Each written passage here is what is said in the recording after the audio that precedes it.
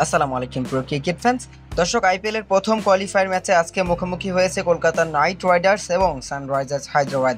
এবং সেখানে শুরুতে সানরাইজার্স হায়দ্রাবাদ ব্যাটিং করতে নেমে পুরোপুরি ভিন্ন একটা রূপ দেখতে পেলাম আমরা কোয়ালিফায়ার ম্যাচে, কেননা তারা নির্ধারিত 20 ওভারও খেলতে পারেনি, 159 রানের মধ্যেই কিন্তু অল আউট হয়ে গিয়েছে তারা।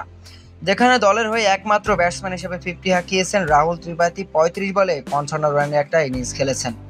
তবে কলকাতা নাইট রাইডার্সের 25 কোটি টাকা দামের বোলার মিচেল স্টার্কস যে বোলিংটা আজকে করেছেন সেটা ছিল রীতিমতো চোখে লেগে থাকার মতো, কেননা তিনি কিন্তু আজকে কলকাতা নাইট রাইডার্সকে দুর্দান্ত শুরু করে দিয়েছেন এবং শেষ পর্যন্ত তিনি অপ্রতিরোধ্য বোলিং চালিয়ে গিয়েছেন সানরাইজার্স হায়দ্রাবাদের বিপক্ষে।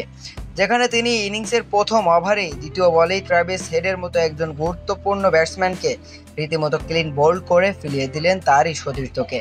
মূলত ট্রাভিস হেড যখন ফিরে যায় তখন কিন্তু সানরাইজার্স হায়দ্রাবাদরা একেবারে হতাশায় পড়তে দেখা গিয়েছে সানরাইজার্স হায়দ্রাবাদের ফ্যানদের, কেননা ট্রাভিস হেডের ওপর অনেক বড় আশা ছিল সানরাইজার্স হায়দ্রাবাদের।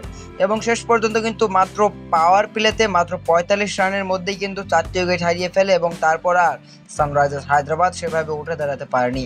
যে হায়দ্রাবাদ পাওয়ার প্লেতে 100 রান করে 125 রান করে কোয়ালিফায়ার ম্যাচে, সে হায়দ্রাবাদ কিন্তু 46 রানের মধ্যেই 4টি উইকেট হারিয়ে ফেলেছে। আর যেখান থেকে আর উঠে দাঁড়াতে পারেনি, শেষ পর্যন্ত 159 রানেই থেমে যায় তারা।